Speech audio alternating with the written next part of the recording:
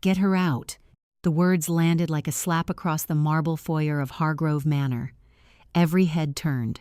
Every conversation stopped. And Clara Mendez, 61 years old, dressed in her only black dress and holding a single white lily, stood completely still in the doorway. "Excuse me?" she said quietly. Diane Hargrove, the eldest daughter, pearls at her throat and ice in her eyes, crossed the foyer in 4 decisive steps. She was younger than Clara by a decade, but had the posture of someone who had never once been told no. "This is a private family service," Diane said. "Staff were notified last week. There's a separate arrangement being made for—" "I know about the service," Clara said. "Mr. Hargrove told me himself, 3 weeks ago." Something flickered across Diane's face, something fast, something she quickly buried. "My father," she said, lowering her voice to a sharp whisper, "told you nothing. You cooked his meals and cleaned his floors for 22 years. That does not make you family. That makes you an employee. And employees do not attend private funerals. Before we go any further, I want to welcome you to our channel. Tell me where you're watching from today. I always love seeing how far these stories travel. And if you're new here, make sure you hit the subscribe button, because what starts as a funeral confrontation is about to uncover a secret that has been buried for decades. All right, let's continue. Clara did not raise her voice. She never had. In 22 years inside this house, she had learned that the quietest people in the room were often the ones who knew the most.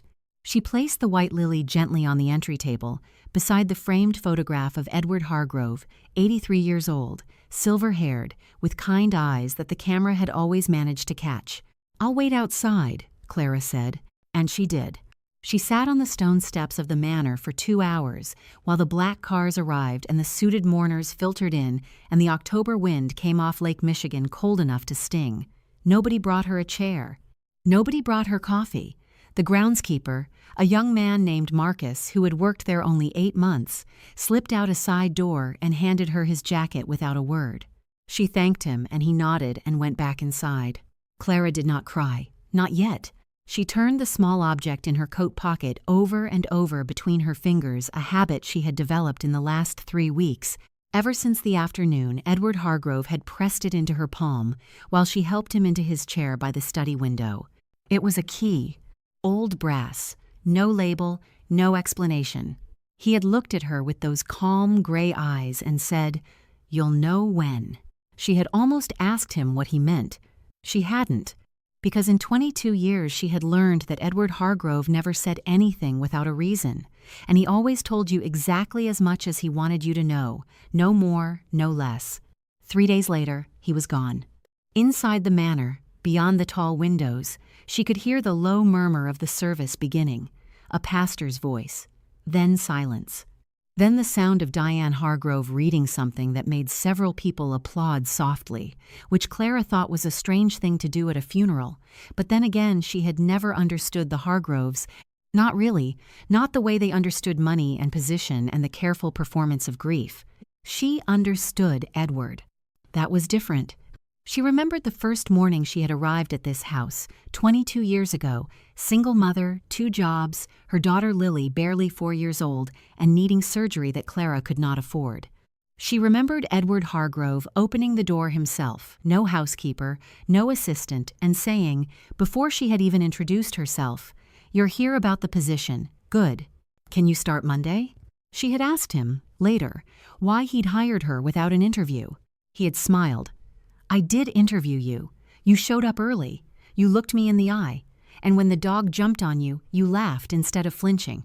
"That's not an interview," she had said. "That's the only interview that matters," he had told her. She wrapped her fingers around the brass key. What had he needed her to know? And more importantly, why hadn't he just told her? The answer, Clara didn't know yet, was sitting inside a sealed envelope in an attorney's briefcase. And in exactly 40 minutes, when a man named Gerald Fitch from Fitch & Associates stood up in Edward Hargrove's private study and cleared his throat, every single person in that room was about to find out that Edward Hargrove had been watching all of them. For a very long time, Gerald Fitch was not an impressive-looking man. He was short, slightly rumpled, with reading glasses that sat crooked on his nose and a briefcase so old the leather had started to separate at the corners. He looked, Clara would later think, like exactly the kind of lawyer a very clever man would choose on purpose. The kind nobody would see coming. She had been allowed back inside by then, not by Diane, who had disappeared into the drawing room with her brother Preston and their cousin Avery the moment the service ended, but by Gerald himself, who had appeared at the front door, found Clara on the steps, and said simply, "Miss Mendez, Mr. Hargrove asked that you be present for the reading. Please come in." Diane had seen her walk through the door. The look on her face could have frozen the lake outside. "What is she doing in here?" she said, not bothering to lower her voice this time. "She was requested," Gerald said, without looking up from his briefcase. "By whom?" "By your father." The room went very quiet. There were 7 people gathered in Edward Hargrove's private study, a room that smelled of old books and cedar and something faintly medicinal that hadn't quite aired out yet. Diane stood near the fireplace. Her brother Preston, 54 and soft around the middle, sat in the leather chair closest to the door, which Clara had always noticed was the chair nearest the exit. Their cousin Avery, who had appeared at the manor only twice in the last decade, but had arrived for the funeral in a rented Escalade, leaned against the bookshelf with his arms crossed, already bored, already calculating. There were 2 estate attorneys Clara didn't recognize. A woman named Patricia, who had been Edward's personal secretary for 11 years, and who gave Clara a small, careful nod when she entered. And Clara herself, standing near the back, still holding the brass key in her closed fist inside her coat pocket. Gerald Fitch set his briefcase on Edward's desk and opened it slowly. "I'll begin," he said, "with the standard provisions." The standard provisions took 14 minutes. The house to be held in trust, various accounts distributed among the 3 primary heirs, Diane, Preston, and Avery, in equal thirds, pending conditions. The art collection to be appraised. The charitable foundations to continue operating under existing management. Preston visibly relaxed. Avery uncrossed his arms. Even Diane's jaw softened slightly, though her eyes stayed on Clara the entire time, sharp and suspicious. Then Gerald Fitch turned the page. "I will now read the secondary document," he said. "This is a personal letter composed by Edward Hargrove 6 weeks before his death, witnessed, notarized, and entered as a legal addendum to his estate instructions. It is binding." He cleared his throat. Preston sat up straighter. Diane set down her glass. "To anyone who believes they knew me," Gerald began reading, "I offer this simple correction. You knew the version of me I allowed you to see.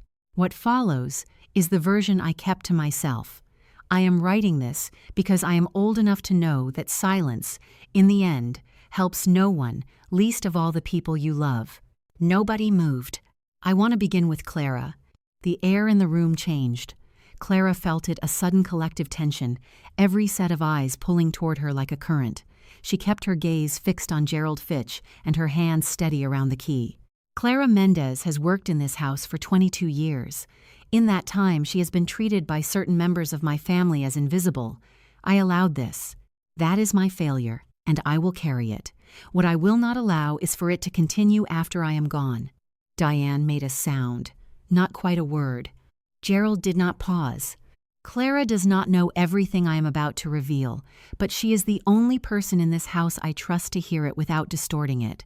That is why she is present. That is why she was given the key." 3 heads turned toward Clara simultaneously. "What key?" Diane said. Her voice had changed.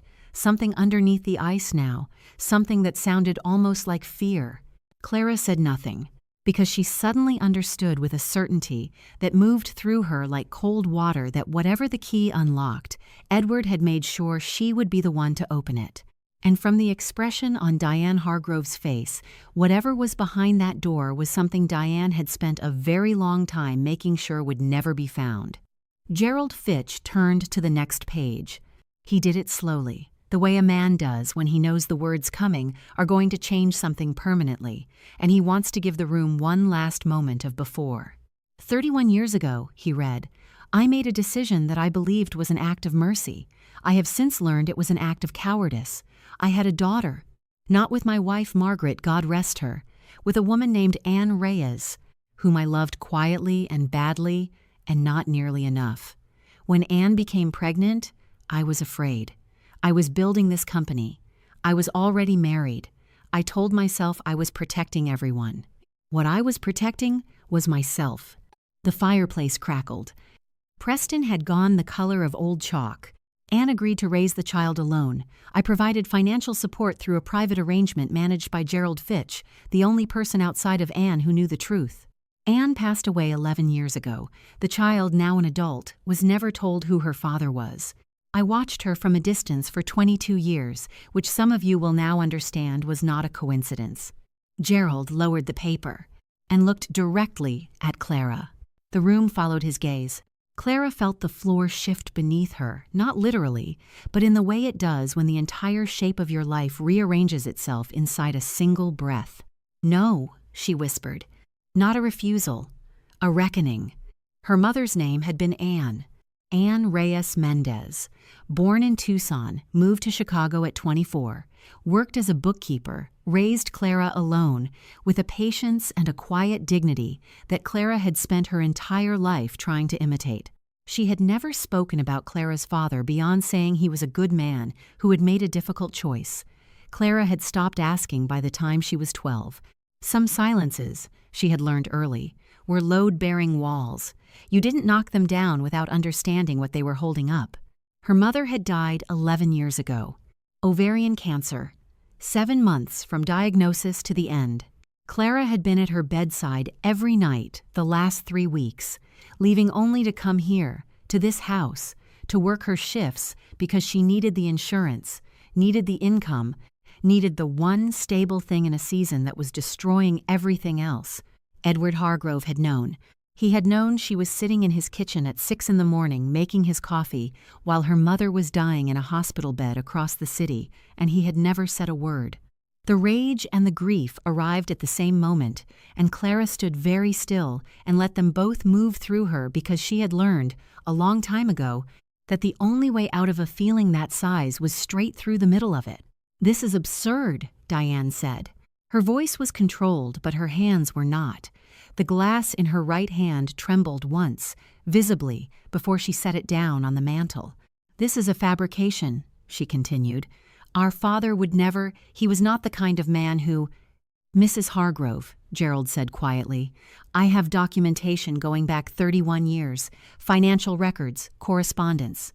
A DNA sample Edward provided voluntarily 8 months ago and had matched against a sample collected," he glanced at Clara, "with your knowledge and consent, Miss Mendez. During your physical last February, Dr. Okafor's office." Clara remembered the form. She had thought it was routine. Edward Hargrove had been asking her permission, in the only way he could, to finally tell her the truth. "He asked me to sign something," she said, mostly to herself. "He said the clinic needed a release." "He arranged it," Gerald confirmed. "He wanted to be certain before the letter was written." Preston stood up so abruptly his chair scraped back against the hardwood. "So what does this mean? For the estate? For our thirds?" And there it was, Clara thought. Not what does this mean for her? Not what does this mean for the family? What does it mean for the money? Gerald turned to the next page. "That," he said, "is addressed in the final paragraph." Diane moved forward 2 steps. "Read it." Gerald looked at her for a moment over his crooked glasses. Then he looked back down at the paper. "The third of my estate designated for distribution to my children is to be divided as follows: 1/4 to Diane, 1/4 to Preston, 1/4 to Avery, and 1/4." Gerald paused. Not for drama. Clara would later think he paused because even he, after 30 years of law, needed a moment. "To Clara Ann Mendez Hargrove, my daughter, whose share has been held in trust since the date of this letter, and who will find the relevant documents in the location indicated by the key I gave her on October the 3rd. Silence. Then Avery laughed. Once, a short, disbelieving sound. Then Diane said, very quietly, "Where is the key, Clara?" And something in the way she said it, not angry now, not cold, but almost urgent, almost desperate, made the hairs on the back of Clara's neck stand up. Because Diane wasn't asking out of shock. She was asking like someone who already knew what was in that room and was terrified of what else might be in there with it. The folder contained 47 pages. Clara read standing up because her legs wouldn't quite agree to sit down, and because some part of her understood that the moment she stopped moving was the moment everything she had just learned would become fully, permanently real. The first document was an email chain, 6 years old, between Diane and a private investigator named Roy Cutler, operating out of a firm in Naperville. The subject line read, "Hargrove Reyes Matter," Clara's mother's name, in an email thread. 6 years before her mother died. No, wait, she recalculated. 6 years ago was 2 years after her mother had passed, which meant Diane had begun investigating after Anne was already gone, which meant she had been looking for Clara specifically. She read further. Diane had found her within 3 weeks, full name, address, employment history, a photograph taken outside this very house, Clara arriving for a morning shift, unknowing. Roy Cutler's notes described her as, "Subject appears unaware of connection, no contact initiated with estate, low risk of independent discovery." Low risk. Clara set the page down carefully on the shelf beside her. Low risk. She had been assessed, cataloged, and filed away as low risk, the way you'd assess a weather pattern or a minor liability. She had spent 6 more years inside this house cooking, cleaning, caring for an old man she now knew was her father while his daughter monitored her from a distance and calculated odds. "You knew," Clara said. She didn't turn around. "For 6 years." Diane said nothing. "I made your father's breakfast every morning for 6 years while you knew who I was, and you said nothing." It wasn't. Diane started. "Don't." Clara's voice was quiet. It was the quietest it had been all day, which in this room at this moment made it the loudest thing she had ever said. "Don't explain it yet. I need a moment to understand what I'm looking at first." She moved to the next document. It was a legal memo, internal, drafted by an attorney who was not Gerald Fitch. The memo outlined a strategy, clinical, precise, 7 bullet points for managing what it called the contingent heir scenario. It recommended continued monitoring. It recommended ensuring Edward Hargrove's estate planning remained within existing family channels. It recommended, in the 5th bullet point, discouraging prolonged or deepening personal relationship between subject and EH through strategic household restructuring if necessary. Clara stopped at the phrase, strategic household restructuring. "You tried to have me fired," she said. The silence that followed was its own answer. She turned around now. Diane was standing in the doorway of the archive room, Preston just behind her, and for the first time in 22 years, they both looked exactly like what they were. 2 people who had made a long series of choices and were now standing at the end of them. 4 years ago, Clara said. It was coming back to her now, assembling itself from pieces she had never known to connect. "Edward called me into his study and told me there had been a complaint from Diane about my work. He said he didn't believe it, but that he wanted me to know." She looked at Diane steadily. "He told me that same afternoon he was giving me a raise." Something moved across Preston's face. Guilt, Clara thought, or at least its distant cousin. "He knew what you were doing," Clara said. "Even then, he was already building this room." "He should have just told us," Preston said, and his voice had the particular quality of a man who genuinely believed that the problem had been someone else's lack of communication. "If he had just told us years ago that you existed, we could have—" "You could have what?" Gerald Fitch's voice came from behind Preston. The attorney had been standing in the study doorway this entire time, quiet and watchful, his briefcase still in his hand. "I'll remind you, Mr. Hargrove, that I have correspondence from your father dated 9 years ago informing both you and your sister of the possibility of a contingent heir and requesting a family conversation. I have your response, and your sister's response, on file." He paused. "Neither of you responded to him. You retained outside counsel instead." Preston opened his mouth. Closed it. The room held the specific silence of people who have run out of road. Clara looked back at the wall of photographs. Her mother at 26, laughing at something outside the frame. Clara herself, at various ages, she didn't remember being photographed, though she now understood that Edward had been quietly, carefully present at more moments of her life than she had ever known. Lily's first day of nursing school, a photo Clara had posted publicly online and had never thought twice about. An old man watching a family he had failed to claim, building a monument to his own regret in a locked room no one else could enter. She understood him. That was the unbearable part. She understood the fear that makes a person choose silence over disruption. She had made smaller versions of that choice her whole life. She understood that grief and cowardice can wear the same face for years before you can tell them apart. But she also understood her mother, Anne Reyes Mendez, who had raised Clara entirely alone and never once asked for anything from this house, this family, this man, not because she didn't need it, but because she had a particular and unbreakable dignity that Clara had inherited, along with her eyes and her way of going quiet when other people expected her to shout. What had her mother felt in those final months, knowing that Edward Hargrove was still alive, knowing that Clara was working in his house every day? Had she wanted to say something? Had she come close? Clara would never know. That was the grief that didn't have a bottom. She took a long breath. Then she turned to face Diane directly. "I don't want a war," Clara said. "I want you to understand that. I'm not here to take anything. I didn't know about any of this 2 hours ago, and I'm still standing here trying to find my footing." She paused. "But I am not low risk. I am not a contingent scenario. I am a person, and I was a person the whole time you were treating me like a problem to be managed." Diane looked at her for a long moment. And then something happened that Clara did not expect and would spend a long time afterward trying to understand. Diane Hargrove's eyes filled with tears. Not performance, not strategy, real ones, the kind that arrive before a person has decided to allow them. "I was afraid," Diane said. "It came out stripped of everything. He loved you. I could see it and I didn't understand it, and I was afraid of what it meant about what he felt for us." "What it meant," Clara said gently, "was that he was capable of love. That didn't come from nowhere, Diane." Gerald Fitch read the final paragraph of the letter 2 hours later, after the documents had been reviewed, after Preston had stopped talking and started listening, after Avery had quietly excused himself and driven away in the rented Escalade, understanding, perhaps, that whatever was happening in this room was between people who actually had something at stake. "I do not ask my children to love each other," Gerald read.